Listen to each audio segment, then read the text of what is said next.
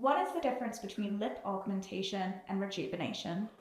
That's a really good question. Lip augmentation versus lip rejuvenation. It's something I'm discussing with patients on a daily basis.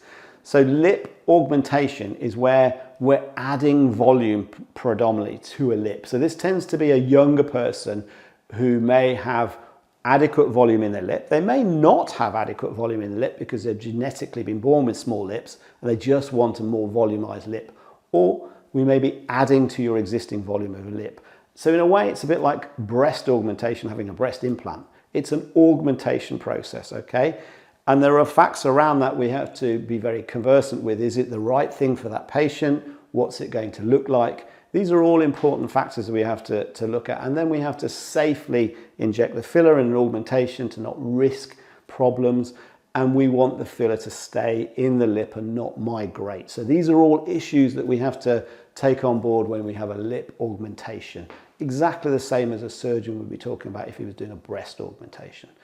Rejuvenation is where we're trying to reverse some of the age-related changes as they affect the lip. So this is obviously going to be on more mature patients, maybe in their 40s, 50s, 60s, where predominantly they're troubled by the change in the shape and profile of their lips. So the lip gets longer with age, the lip muscle starts to rotate the red lip inwards, it causes volume loss. So you start to see what people call as smoker's lines or barcode lines, those sort of those vertical lines on the upper lip and around the lips, and the shape of the lip is changing. It seems like they're shrinking and going in. So when we're using a treatment to that, we're actually addressing not only restoring the shape of the lip, possibly adding a tiny bit of volume to the lip.